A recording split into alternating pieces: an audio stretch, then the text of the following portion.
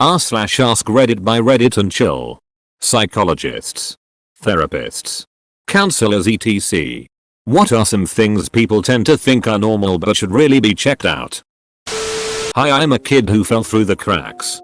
Got diagnosed with dyscalculia when I was a sophomore in high school. Throughout the years, my parents would tell counselors, psychologists, etc. that something wasn't right and it was more than me being bad at math. It took a really badass teacher I had pushing and advocating for me to get an official diagnosis before anyone did anything. I understand fully that sometimes parents can be a pain in the ass. But please, if a kid is 15-16 years old and is stuck at a 5th grade math level, look into it. I've never heard of this, but it really makes so much sense for me. I've always said I feel like I have a math-specific learning disability. People laugh when I say that. Now I know it's a real thing. Thanks for posting this. People normalize abusive behaviors by loved ones all the time. Being able to identify your own personal boundaries and then enforce them with others for your own well-being is, unfortunately, not innate. What are some non-obvious abusive behaviors that people most commonly perceived as more reasonable than they are? Therapist here. If you grew up with or currently are a part of a family where the whole family has to work to keep one or more members of the family in a good mood or appeased, that's not healthy. People are in charge of their own feelings. It is not your job to appease others so that they can emotionally regulate themselves. The "don't rock the boat" essay on r/just normal is a great analogy. Basically, this relative goes nuts and is rocking the boat. Everyone springs into action to counteract and steady the boat except for the married-in relative. Then everyone is mad at this married-in relative for not steadying the boat and how they're all going to tip over if that person doesn't help.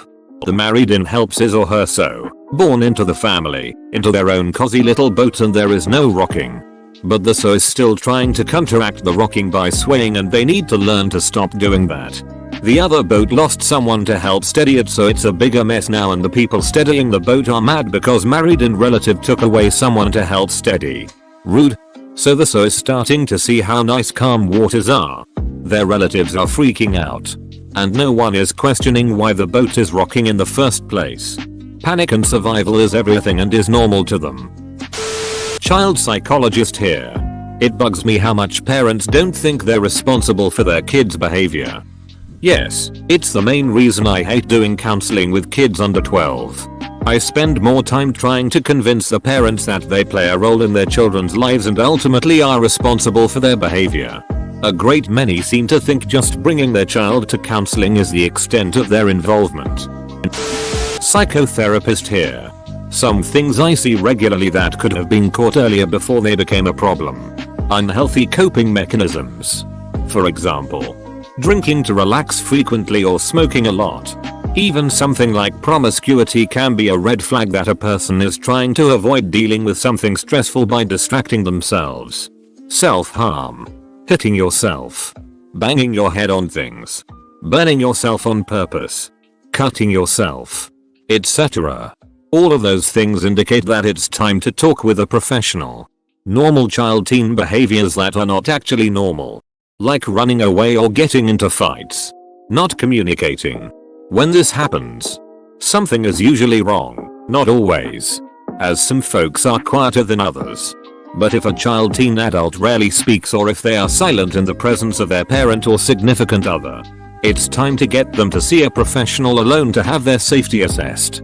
I've seen individuals who are literally shut down due to having been profoundly abused by the people they live with, and one of the main signs of that is silence. I've also seen people in perfectly good homes who cannot communicate due to extreme anxiety, and without professional help it's hard for them to overcome this. Mood swings. When a person's moods change from one extreme to another fairly often regularly, that is another concerning symptom. Sometimes they are considered eccentric or hormonal. But that sort of thing can be a sign of many problems, from bipolar disorder to post-traumatic stress disorder. Edit. Thanks for my first gold and silver. That was very kind of you. Anonymous strangers. HM. My parents always made me follow a sort of social code to a point I just didn't say anything anymore near them in fear of offending them. Self-sabotaging behavior can ruin your life quickly.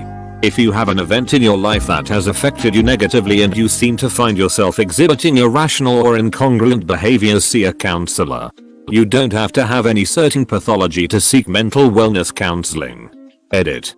A word. I've been trying to find the right therapist for years.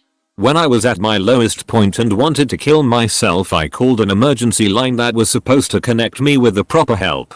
I talked to them, crying for 2 hours and begging for help. They promised to help that Monday and would call me back. I waited for the whole day and they never returned my call. Completely made me feel alone and that no one cared if I lived or died.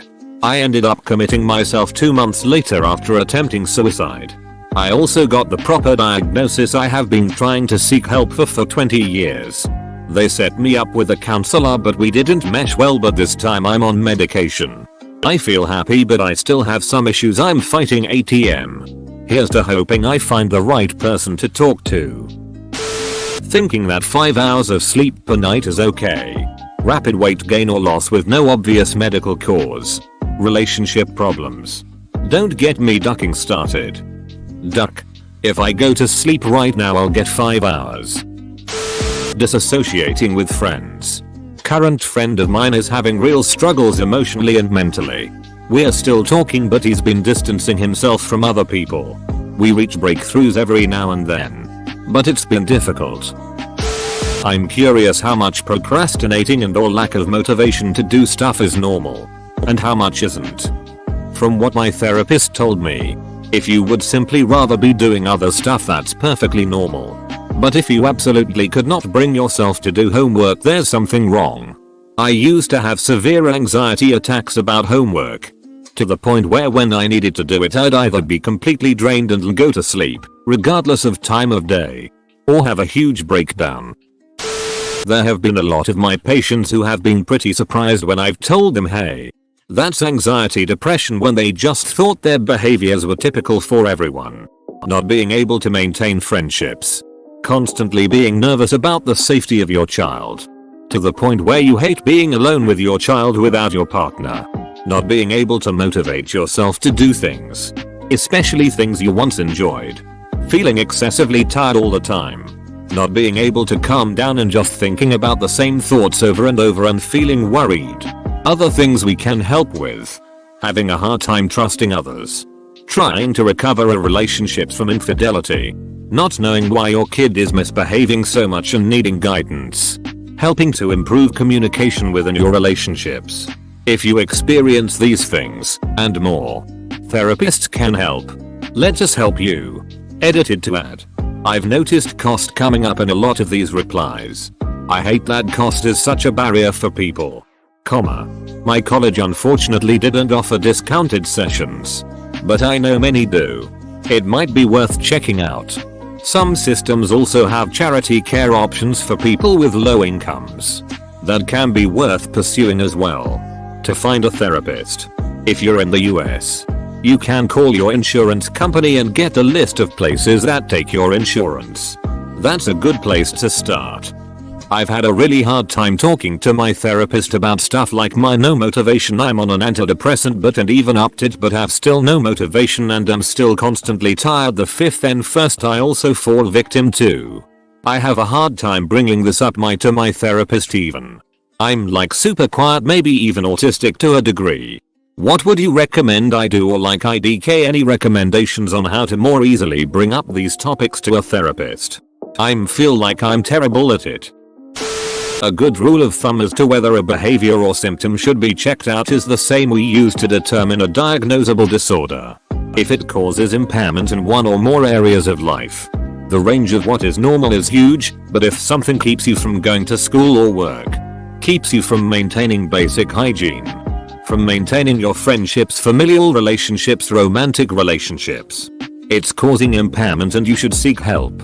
Edits. Wanted to clarify a few things. Also, thanks for the awards and for all the responses. I've really enjoyed reading and responding. What if I'm very high functioning? Like I make it to work every day and have a social life and I'm able to clean up after myself. But I have no purpose. I'm not actually interested in things.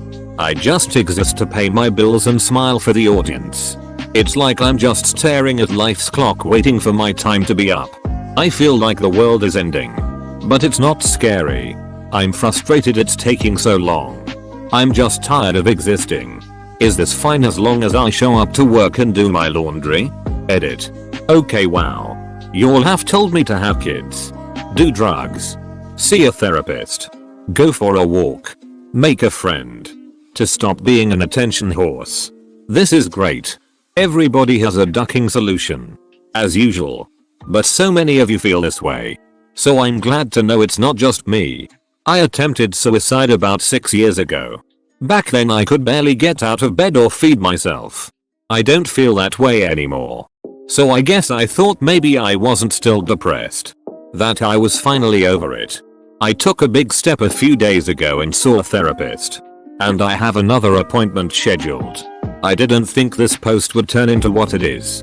It was a late night post where my thoughts burrowed out of my skull in a fit of abject despondency. Thanks for the kind words. And the unkind words. I just hope you all have gotten something out of this. The attitudes of their parents. No. Really. There are a lot of bad things that current parents do that are just seen as normal. When they're not. And they have long-lasting psychological effects from emotional damage. I'm still realizing how abusive my parents actually were years after moving out. Inability to regulate your own emotions. Also, negative self-talk. We talk to ourselves way worse than any person could. Would an inability to identify most of your emotions count? Shadow people. One question we asked was if they ever saw, heard or smelled anything others didn't. This came up more often than you might think. WTF is a shadow person. That is one of the scariest combinations of two words I can imagine. The need for some parents to speak with their children about adult problems. No. Your young child does not need to be aware that you are struggling financially or that daddy slept with the lady next door. The parents that tell their children that they are going to go and speed my car into a tree purposely, kill myself while you are at school, or slit my wrist when I shower tonight, and parents that feel they need their children fixed as it's the child and not the family unit as the whole that needs support and or assistance. Just a few recent ones I've heard. Edit. Sorry about format. Commenting via mobile phone. Edit. Thanks for the gold. My first one. Edit. In regards to financial comments, taken from a previous comment of mine as I've been getting asked to answer this. I'm talking more on the extreme side and towards children that have been extremely hurt and money talk was used as a tool to make the child feel at fault and guilt to some degree. I'm currently working with a child now that is triggered whenever he hears talk about finances and feels it's his fault they will eventually become homeless. They won't. But this is what he is told. If only he didn't eat so much. If only he didn't have so many school fees. Not to mention the arguing between carers over finances. This must be his fault too though. They're yelling and shouting because of this. He parents that tell their children that they are going to go and speed my car into a tree purposely. Kill myself while you are at school. My own mother took this one a step further and threatened to drive both herself and I into a telephone pole if my grades didn't pick up. All while going 70 down a residential neighborhood towards the telephone pole at the end of the road. Good times. I've been told that homicidal thoughts are normal. But then again my counselor was arrested for stealing over $500k. I would say it's kinda normal. Like, every so often, my mind, for whatever reason, thinks about just how easy it would be to kill someone. Not that I would ever kill anyone. I wasn't even able to put down a rabbit with a broken spine. I've been wondering how much a person can talk out loud to himself to the point it becomes a problem. It's normal and healthy to talk to yourself. I do this a lot when I'm home alone and helps calm my nerves. It's the way you speak to yourself which is the issue. If you talk down to yourself constantly, then that is abnormal. I've seen a lot of people dismiss their depression or other mental illness because it's not that bad or other people have it worse or I should be able to handle it on my own. You shouldn't have to suffer through mental illness even if you technically can. You deserve to be happy and therapists and psychiatrists are there to help you learn how to help yourself. It's not a weakness to find someone who can assist you in figuring out coping skills or prescribe you medications to help fine-tune your brain's neurotransmitters. Edit. Ro. Thank you for the platinum, kind stranger. I didn't expect this to blow up, but I'm glad it seemed to have helped a few people. And for the purpose of clarity, the lack of financial means is a huge barrier to getting care, and we really need to address it on both a local and global level. It's just hella expensive.